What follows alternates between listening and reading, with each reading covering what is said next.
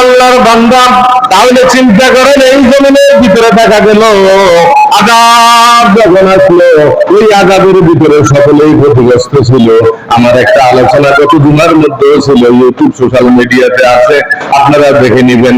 একটা গুনাহগারের কারণে যদি জমিনের ভিতরে আযাব আছে, ওই আযাবটা শুধু গুনাহগার ভোগ করে না, ওই আযাবের কারণে কোরআনওয়ালা ভোগ করে, ওই আযাবের কারণে নামাজীরাও ভোগ করে, এই আযাবের কারণে ইমাম সাহেব থেকে শুরু করে যত আল্লাহওয়ালা আছে, নিষ্পাপ শিশু বাচ্চা এবং এই জমিনের ভিতরে যত জীব জন্তু আছে, এগুলো কিন্তু গুনাহ করে না, এরাও ক্ষতিগ্রস্ত হয়। জোরে বলেন নাউজুবিল্লাহ। তাহলে চিন্তা করেন, গুনাহ করে একজনের সাজা খায় 10 জনে। ও আল্লাহর নাফরমান, তুমি যে গুনাহ করতেছ, এই জমিনের ভিতরে তাকাইয়া দেখো, কিয়ামত কিন্তু আল্লাহ বানাইয়া দিয়েছেন। এই জমিনের ভিতরে একটা কিয়ামতের একটা অবস্থান হয়ে গেল। মানুষ বলতেছে 88-র ভিতরে এরকম দেখে নাই, 2004 সালে দেখে নাই, 2024 সালে আগস্ট মাসে আমার আল্লাহ রাব্বুল আলামিন কিয়ামতের একটা অবস্থান দেখাইয়া দিয়েছে। জোরে বলেন না সুবহানাল্লাহ। তাহলে চিন্তা করেন, এই অবস্থার ভিতরেও আল্লাহর মানুষ, আল্লাহর বান্দা, নবীর উম্মতেরা নামাজ পড়ে না, মা বলতে দূরের কথা, অনেকে পড়ে অনেকে পড়ে না, জিকির তো করে না, পুরুষ তো মসজিদেও আসে না, আর এরকম ভাবে খাওয়া ঠিক আর পেশাব থাকে না, সব কিছু ঠিক। জেনে রাখো, যখন তুমি মারা যাইবা, কবরে গেলে তোমারও প্রশ্ন করবে, মান যেরকম মান রব্বুকে, আল্লাহর বান্দাকে প্রশ্ন তোমাকে করা হবে। এই প্রশ্নের জন্য তুমি কি করতেছ? 60 থেকে 70 বছর একটা হায়াত তোমাকে আল্লাহ আমানত দিয়েছে। এই হায়াতটা যদি তুমি কাজে লাগাও, তাহলে তোমার জন্য আমার আল্লাহ রাব্বুল আলামিন কবরের প্রশ্ন উত্তর বলতে দেরি হবে।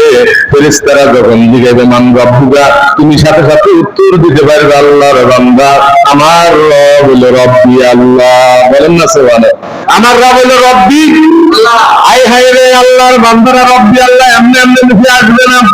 দেখেন, সাপকে যত বেশি আমরা ভয় করি,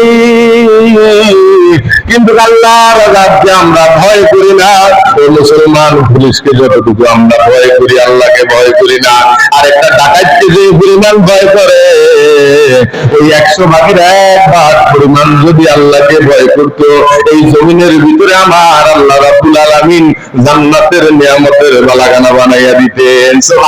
এই জমিনের ভিতরে যখন ডাকাত আছে, দেখলাম মানুষগুলা, এই ডাকাত আছে বাচ্চা কোলে নিয়ে ঘুরাইতেছে, মহিলা একদিকে ছুটতেছে, পুরুষ আরেকদিকে ছুটতেছে, কোথায় তার মাল, কোথায় তার কি, এমন অবস্থা।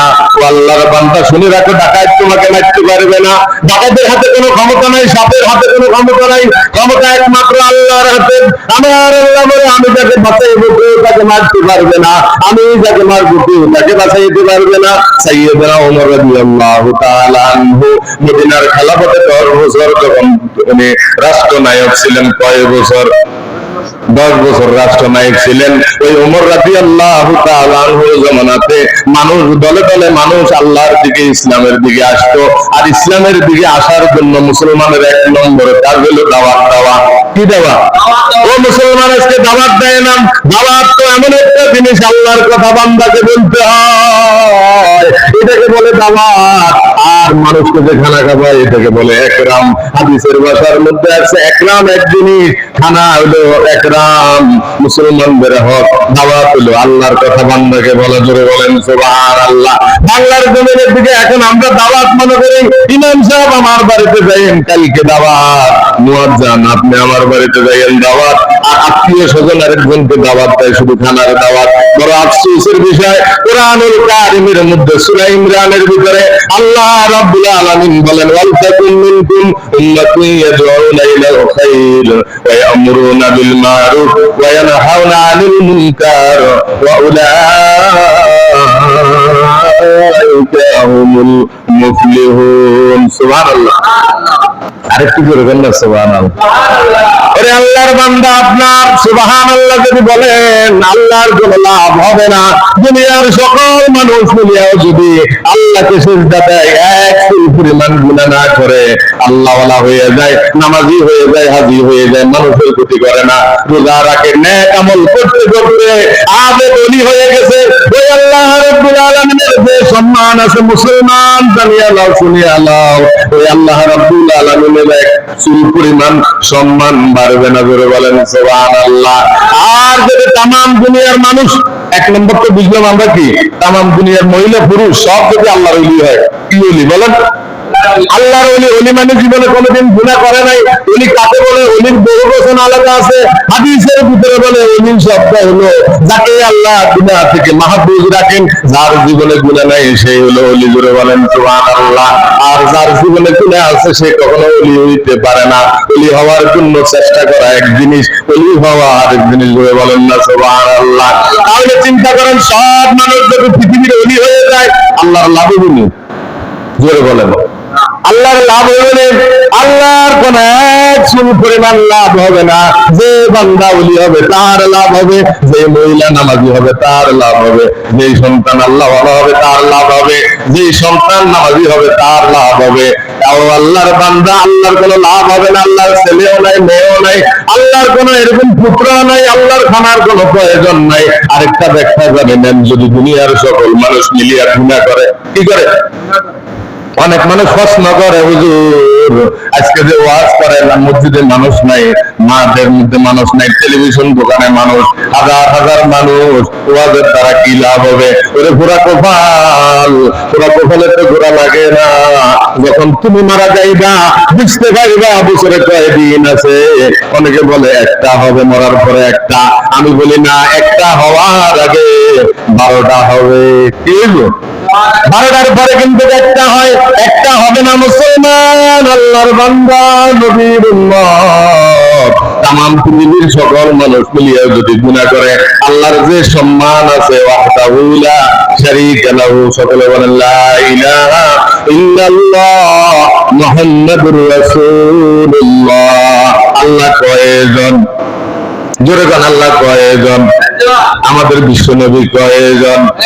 আল্লাহর যদি মানি আল্লাহর লাভ না আমাদের লাভ? আমাদের লাভ। সকল দুনিয়ার মানুষ যদি এরকম ভাবে নাফরমান হয়ে যায়, মসজিদের ভিতরে যদি না আসে, নামাজ যদি না পড়ে, গুনার কাজ যদি জীবনে তারা করতে থাকে, আমার আল্লাহ রাব্বুল আলামিনের যে সম্মান আছে, এক চুল পরিমাণ সম্মান কমবে না, করে বলেন না সুবহানাল্লাহ। আল্লাহ রাব্বুল আলামিন প্রমাণ দিয়ে দিলেন সূরা ইখলাসের ভিতরে। সকলে জবান খুলে পড়েন, বিসমিল্লাহির রাহমানির রাহিম। কুল হুয়াল্লাহু আহাদ, আল্লাহুস সামাদ, লাম ইয়ালিদ ওয়া লাম ইউলাদ ওয়া লাম ইয়াকুল লাহু কুফুয়ান আহাদ। সুবহানাল্লাহ। এই সূরা একটা পরিচিত সূরা না? এই সূরাটা আমরা সবসময় পড়িনি। অন্যান্য হুজুরের মুখে শুনছেন না, বাবাও শুনছে, মাও শুনছে, আমরা সবাই শুনতেছি। 50 বছর শেষ, 60 বছর শেষ, কিন্তু এই সূরার ভিতরে কি আছে অনেকেরই জিজ্ঞেলে জানো না। অনেকেরই জিজ্ঞেলে কি জানো না। ওরে আল্লাহর বান্দা, দুনিয়ার সব বুঝলাম, বিপদ বুঝলা, সংসার জমি জানি সব কিছু বুঝলা, এই সূরার ভিতরে আল্লাহ প্রমাণ দিয়ে দিলেন। হে নবী, আপনি বলে দেন